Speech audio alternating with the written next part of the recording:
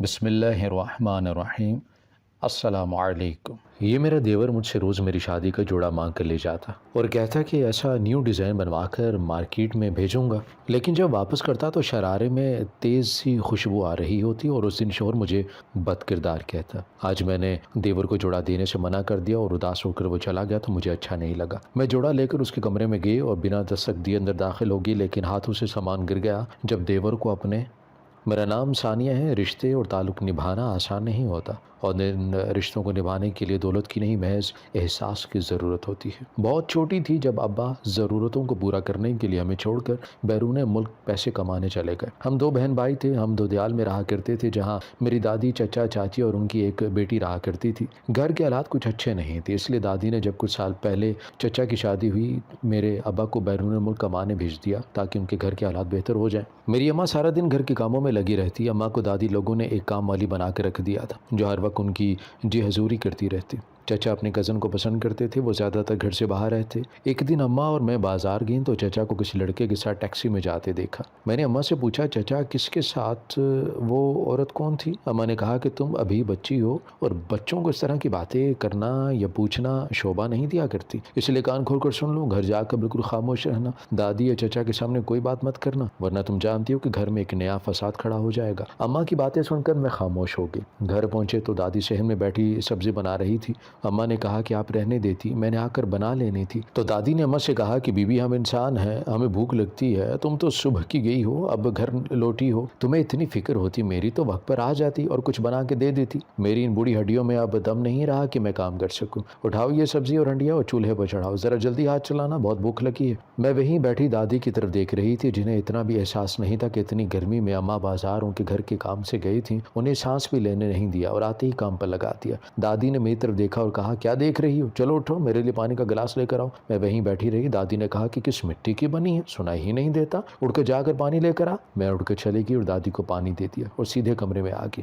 میں بہت چپ رہا کرتی تھی، جب میرے ابا گھر پر تھے میں بہت خوش رہا کرتی، پر جب ابا کہیں گئے ہوئے تھے تو ان کا انتظار میں دروازے پر بیٹھی ان کی راہ دیکھتی رہتی۔ ابا مجھے بہت پیار کرتے تھے، اتنی تنگی میں بھی میری ہر خواہش کو پورا کر دیا کرتے۔ ایک دفعہ میں اماں اور دادی ابا کے ساتھ بازار گئے، مجھے ایک گڑیا پسند آ گئی۔ میں تو بچی تھی اور بچوں کو سستی مہنگی چیز کا کیا پتہ، میں نے ابا سے کہا کہ مجھے یہ گڑیا چاہیے۔ ابا نے جب دکان والے سے اس کی قیمت پوچھی تو دادی نے کہا کہ چلو چلو رہنے دو، ایک گڑیا پر اتنا پیسہ لگاؤ گے، ان پیسوں سے تو گھر کا ایک وقت کا کھانا بھی بن جائے گا۔ ابا نے کہا کہ بیٹا ابھی نہیں لے سکتے، جیسے ہی دادی کہتی ہے نا ویسے بات مانتے ہیں، آؤ گھر چلیں۔ میں ابا سے ناراض تھی کیونکہ ابا مجھے گڑیا نہیں دلائی تھی اور دادی کی بات مانی تھی۔ ابا گھر آتے ہی میرے پاس بیٹھ گئے اور کہا کہ میری بیٹی اپنے ابا سے ناراض ہے، لیکن ہماری بیٹی کو اپنے ابا کو سمجھنا چاہیے نا، دیکھو پہلے کبھی کسی چیز سے منع کیا ہے، اگر آج نہیں دلا سکا تو بیٹا اس طرح ناراض تو نہیں ہوتے۔ اسی وقت اماں کھانا لے کر کمرے میں آ کے اماں نے کہا کہ آپ جتنا مرضی سے سمجھا لیں کوئی فائدہ نہیں، یہ تبھی مانیں گے جب اس کی ضد پوری کی جائے گی۔ ابا نے مجھے کہا کہ اچھا ٹھیک ہے، میں وعدہ کرتا ہوں کہ میں اپنی بیٹی کو وہی گڑیا لا کر دوں گا، لیکن پہلے میری پیاری سی بیٹی ہمارے ساتھ بیٹھ کر کھانا کھائے گی۔ ابا ایسے ہی تھے،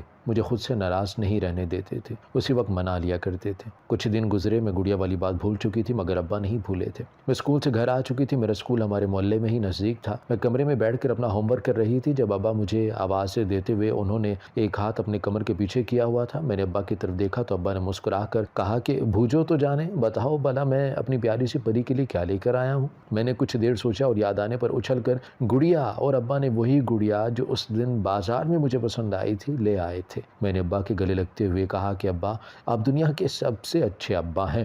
اماں کچن سے آ رہی تھی، میرے ہاتھ میں گڑیا دیکھی تو اماں نے اپنے دوپٹے سے ہاتھ صاف کرتے ہوئے ابا سے کہا یہ تو بچی ہے اور بچے ضد کرتے رہتے ہیں، ان کی ہر بات مانیں گے تو کل کو یہ آپ کو اور ہمیں بھی تنگ کرے گی۔ میں نے گڑیا خود سے لگایا، اماں کی طرف غصے سے دیکھا۔ ابا نے میرے بالوں کے اوپر ہاتھ پھیرتے ہوئے اماں سے کہا کہ میرا فرض ہے اپنے بچوں کا خیال رکھوں، ان کی ہر خواہش کو پورا کروں۔ ابا نے کہا کہ ہماری بیٹی جس اسکول میں جاتی ہے اس کی حالت میں نے دیکھی ہے، میرا دل چاہتا ہے کہ اپنی بیٹی کو کسی اچھے اسکول میں داخل کرواؤں اور یہ خود پڑھے، اپنے پاؤں پر کھڑی ہو، کبھی کسی چیز کے لیے سے دوسروں کا محتاج نہ ہونا پڑے۔ اماں نے کہا کہ ہمارے وسائل اتنے نہیں ہیں کہ جو سوچتے ہیں وہ پورا ہو سکے۔ تھوڑی دیر بعد چچا ابا کو بلانے آئے، ابا کے ساتھ دادی کے کمرے میں چلے گئے۔ دادی نے ابا کو پاس بٹھاتے ہوئے کہا کہ تمہارا بھائی شادی کرنا چاہتا ہے، میں نے تمہاری پھوپھو سے بات بھی کر لی ہے، لیکن ان کی شرط ہے کہ شادی پر ان کی بیٹی کو سونے کے کنگن ضرور پہنائے۔ ابا نے نظریں جھکائے ہوئے دادی سے کہا کہ اماں آپ جانتی ہیں کہ ہمارے گھریلو حالات اور یہ سب پھوپھو سے ڈھکا چھپا نہیں ہے، وہ اچھے سے جانتے ہیں کہ ہم میں اتنی سکت نہیں ہے۔ دادی نے کہا کہ اگر تم چاہو تو یہ سب ممکن ممکن ہے؟ دیکھو یہ تمہارا چھوٹا بھائی ہے، اس کے بارے میں تم نہیں سوچو گے تو کون سوچے گا؟ ابا نے کہا کہ میں سمجھا نہیں، آپ کیا کہنا چاہتی ہیں؟ دادی نے کہا کہ تم اپنی بیوی کا زیور ہمیں دے دو، اس زیور سے کنگن بن جائیں گے۔ ابا نے کہا کہ لیکن اماں وہ میری بیوی کا زیور ہے،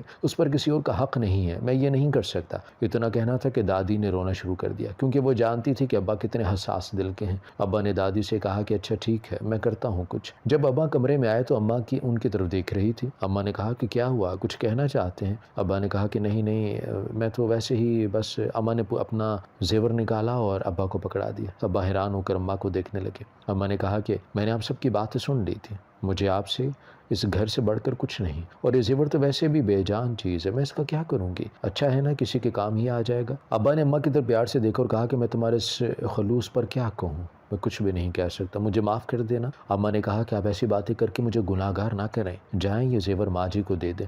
پھر چچا کی شادی ہو گئی، چچی گھر آ گئی۔ وہ بہت مغرور سی تھی، اماں سے ان کی کبھی نہیں بنی تھی، حالانکہ اماں سب کا بہت خیال رکھا کرتی تھی۔ چچا کی شادی کو کچھ ہی عرصہ ہوا تھا جب چچی نے گھر میں جھگڑا شروع کر دیا اور کہا کہ میرے شوہر کو موٹر سائیکل لے کر دے، میں اپنے میکے رکشہ یا ٹیکسی پر نہیں جاؤں گی۔ دادی نے چچی کو سمجھانے کی کوشش کی لیکن وہ نہیں مانی۔ پھر ایک دن دادی اور چچا نے مل کر کچھ سوچا اور ابا سے کہا کہ یہ سب ضرورت کی چیزیں ہیں، ان کے بنا انسان کا گزارا نہیں، تم ایسا کرو کہ بیرون ملک چلے جاؤ، وہاں بہت پیسہ ہے، جب ہمارے حالات اچھے ہو جائیں گے تو تم واپس آ جانا۔ ابا خاموش ہو گئے۔ دادی نے جب دیکھا کہ ابا نے کوئی جواب نہیں دیا تو دادی نے میری طرف دیکھتے ہوئے کہا کہ یہ سب میں اپنے لیے یا تمہارے لیے نہیں کہہ رہی ہوں، اس میں تمہاری بیوی اور بچوں کا بھی فائدہ ہوگا۔ دیکھو نا، اس طرح تمہاری بیٹی ایک اچھے اسکول میں پڑھ سکے گی، کل کو تمہارا بیٹا بھی بڑا ہو جائے گا، اس کی سوچ ضرورتیں ہوں گی، پھر بیٹی بھی تو تمہیں بیانی ہے، سب کیسے پورا کرو گے؟ ابا اٹھ کر کمرے میں آ کے اماں نے کہا کہ کچھ بھی ہو لیکن آپ کہیں نہیں جائیں گے، ہم آپ کے بنا نہیں رہ سکتے، ہمیں آپ کی ضرورت ہے۔ اماں رونے لگی۔ ابا نے کہا کہ پریشان نہیں ہو، میں کہیں نہیں جاؤں گا، میرے بچے اس عمر میں ہیں کہ انہیں میری سب سے زیادہ ضرورت ہے، میں تم لوگوں کو چھوڑ کر کبھی نہیں جاؤں گا۔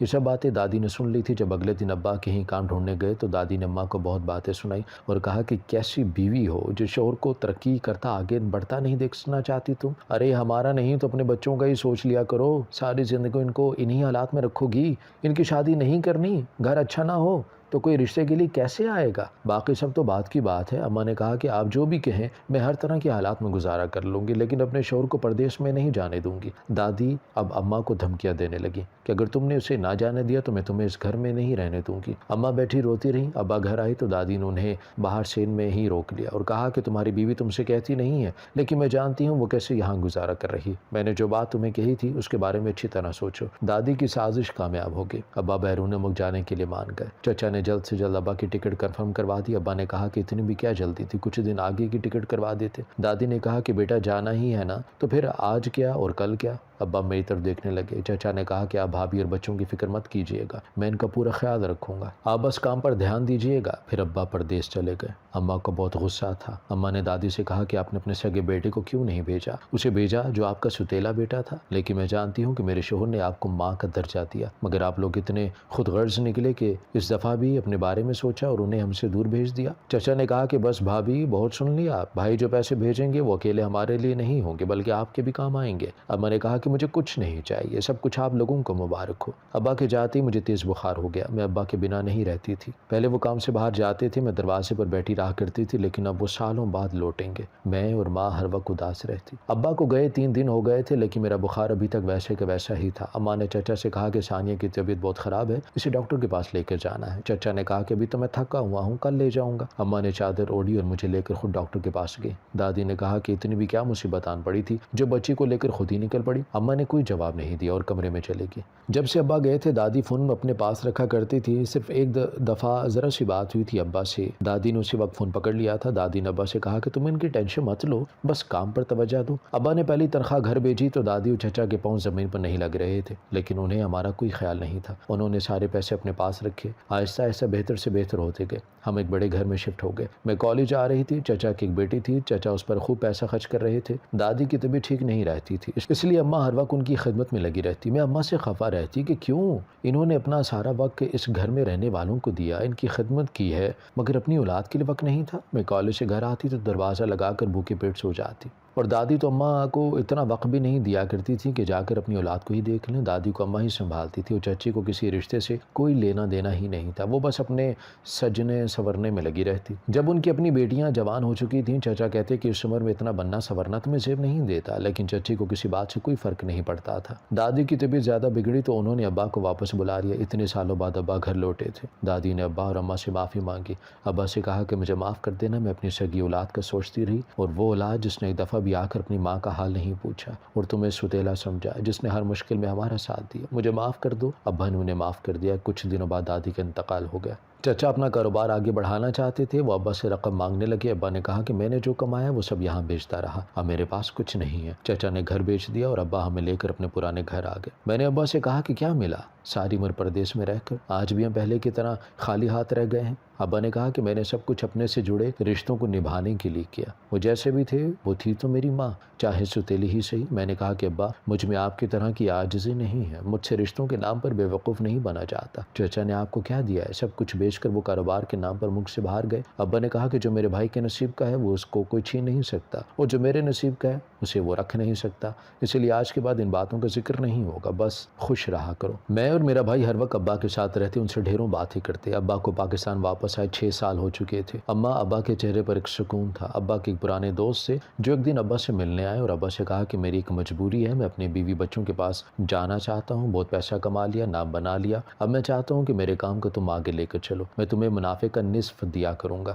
بس تم سب دیکھ لینا، اور اللہ نے چاہا تو میں ایک نہ ایک دن واپس پاکستان آؤں گا۔ وہ انکل جو ابا کے دوست سے بہت اچھے انسان تھے، ایک میرے چچا تھے جو سب کچھ چھین کر بھاگ گئے، اور ایک یہ غیر انسان ہے جو ابا کو اپنا سمجھ کر سب کچھ سونپ کر جا رہا ہے۔ اللہ تعالیٰ نے میرے ماں باپ کی اچھی نیت کا صلہ دیا تھا، ہمارے پاس سب کچھ تھا، کسی چیز کی کوئی کمی نہیں تھی۔ اس کمپنی میں ایک لڑکا تھا جو ابا کو اس کی ایمانداری اور خودداری کی وجہ سے بہت پسند تھا۔ ابا نے اسے میرا رشتہ طے کر دیا، اس کا نام طلحہ تھا۔ وہ کافی دفعہ ابا کے ساتھ ہمارے گھر بھی آ چکا تھا، مجھے بھی وہ اچھا لگنے لگا تھا۔ پھر ہماری شادی ہو گئی اور میں رخصت ہو کر سسرال آ گئی۔ میرے شوہر طلحہ نے کہا کہ ثانیہ میں تمہیں تب سے پسند کرتا تھا جب پہلی دفعہ تمہیں دیکھا، تم اس دن بازار میں دکاندار سے کسی بوڑھی عورت کے لیے بحث کر رہی تھی، مجھے تمہارا دوسروں کی خاطر لڑنا جھگڑنا بہت اچھا لگا تھا، میں تب سے دل ہی دل میں تمہیں پسند کرنے لگا تھا، لیکن میں نہیں جانتا تھا کہ تم کس کی بیٹی ہو۔ جب پہلی دفعہ تمہارے گھر آیا اور جب تمہیں وہاں دیکھا تو مجھے خوشگوار حیرت ہوئی تھی۔ میں نے سوچا کہ میں کیسے اس لڑکی کی خواب دیکھ سکتا ہوں، کہاں یہ اور کہاں میں ایک معمولی سا امپلائی۔ اس دن سے میں نے خود کو سمجھانے کی بہت کوشش کی کہ تمہارے بارے میں نہیں سوچوں گا، لیکن میں ناکام رہا اور تمہیں دل سے نکال نہیں سکا۔ پھر قسمت نے میرا ساتھ دیا اور تمہارے بابا نے خود ہی مجھے تمہارے لیے چن لیا۔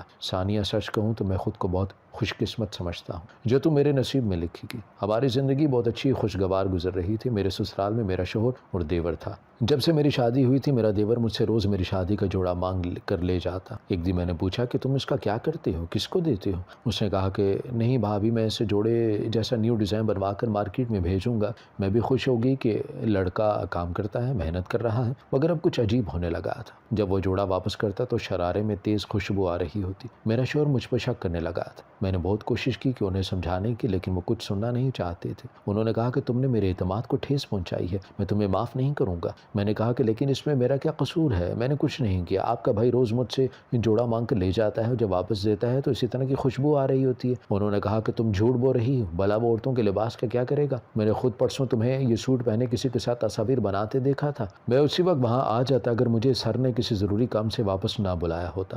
تم اتنی گر جاؤ گی کہ مجھ سے بھی جھوٹ بولو گی، میں سوچ بھی نہیں سکتا تھا، اور یہ سب میں بہت عرصے سے برداشت کر رہا ہوں۔ کئی دفعہ تمہیں جوڑوں میں منہ چھپانے کئی مردوں کے ساتھ کبھی کہیں تو کبھی کہیں دیکھا ہے میں نے۔ مجھے افسوس ہے کہ میرے پیار کا، میرے اعتبار کا یہ صلہ دیا تم نے۔ میں نے کہا کہ آپ میرا یقین کریں، میں آپ کے بنا کہیں نہیں جاتی، آپ جانتے ہیں، مگر میرے شوہر نے میری بات نہیں سنی۔ وہ سچ سمجھا جو دیکھا، اس دن سے شوہر مجھے بد کردار کہتا رہا۔ مجھ سے اسے برداشت کرنا مشکل ہو گیا تھا۔ میں نے سوچ لیا تھا کہ اب میں دیور کو جوڑا نہیں دوں گی، اس کی وجہ سے میرا گھر خراب ہو رہا ہے۔ پتہ نہیں جو وہ کہتا ہے وہ کتنا سچ ہے۔ آج میں نے دیور کو جوڑا دینے سے منع کر دیا، وہ اداس ہو کے چلا گیا تو مجھے اچھا نہیں لگا۔ مجھے لگا کہ اس کا دل دکھا ہوگا، ایک جوڑا ہی تو ہے۔ میں جوڑا لے کر اس کے کمرے میں گئی اور بنا دستک دیے اندر داخل ہوگی، لیکن میرے ہاتھ سے سامان گر گیا۔ جب دیور کو عورتوں کی طرح سجے سورے دیکھا، اس نے سامنے کیمرے وغیرہ سیٹ کیے ہوئے تھے، شاید ویڈیو بنا رہا تھا۔ میں نے کہا یہ سب کیا ہے؟ اسے کہا کہ بھابھی پلیز بھیا کو مت بتانا ورنہ وہ مجھے زندہ نہیں چھوڑیں گے، آپ مجھے معاف کر دیں۔ میں آج تک آپ سے بھائی سے جھوٹ بولتا رہا، دراصل میں لڑکی بن کر ٹک ٹاک ویڈیوز بناتا ہوں، مجھے بہت سارا پیسہ کمانا تھا۔ میں ایک لڑکی کو پسند کرتا ہوں، اس نے شرط رکھی تھی کہ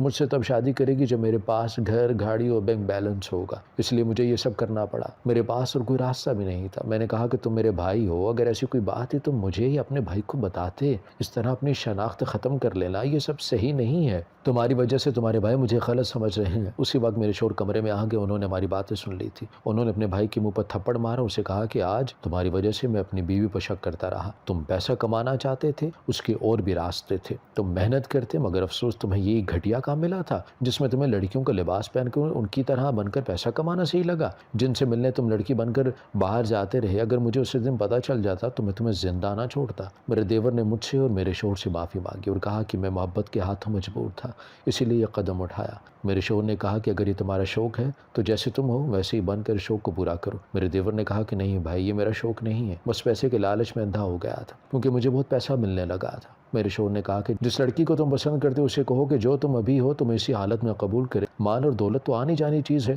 یہ ہمیشہ کسی کے پاس نہیں رہتا، اس لیے اپنی سوچ کو بدلو۔ اگر اس لڑکی نے بات نہ سمجھی تو بہتر ہے کہ اسے بھی چھوڑ دو۔ جو دولت کے پجاری ہوں ان کا پیٹ کبھی نہیں بھرتا۔ اس کے بعد میرے دیور نے اس لڑکی سے ہمیں ملوایا۔ اس نے کہا کہ میں غلط تھی جو اس طرح سوچتی رہی۔ پھر اس لڑکی اور میرے دیور کی شادی ہوگی۔ میرا دیور بھی میرے شوہر کے ساتھ کام پر جاتا ہے۔ میرے شوہر نے مجھ سے اپنے رویے کی معافی مانگی اور میں نے معاف کر دیا، کیونکہ میں نے اپنے ابا سے معاف کر کے آگے بڑھنا سیکھا تھا، اس لیے مجھے بھی اپنے شوہر کو معاف کرنا تھا، اس لیے بھی کیونکہ میں ان سے بہت محبت کرتی تھی۔ جو کچھ ہوا ان کی جگہ کوئی بھی ہوتا تو شاید یہی سمجھتا جو میرے شوہر نے سمجھا تھا۔ ہم سب بہت اچھی اور خوشیوں بھری زندگی گزار رہے ہیں۔ میرے چچا پاکستان واپس آ گئے تھے، ان کی بیٹی نے اپنی مرضی سے کسی سے شادی کر لی اور اپنے ماں باپ کو وہاں سے نکال دیا تھا۔ میرے بھائی کی شادی تھی، جب چچا نے ابا سے معافی مانگی تھی، ابا تو تھے ہی بڑے دل کے، اس لیے چچا کو فوراً معاف کر کے گلے سے لگا لیا۔ سب اپنی زندگی میں بہت خوش ہیں۔ سچ کہتے ہیں کہ جو چیز جس کے مقدر میں ہوتی ہے وہ دنیا کے کسی بھی کونے میں ہو اسے مل کر رہتی ہے، چاہے وہ انسان ہی کیوں نہ ہو۔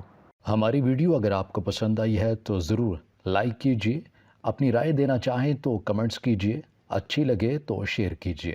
اس کے ساتھ ساتھ اگر آپ نے ہمارا چینل سبسکرائب نہیں کیا تو ضرور کیجیے اور بیل آئیکن پر لازمی کلک کیجیے تاکہ ہماری ہر آنے والی ویڈیو آپ تک بر وقت پہنچ سکے۔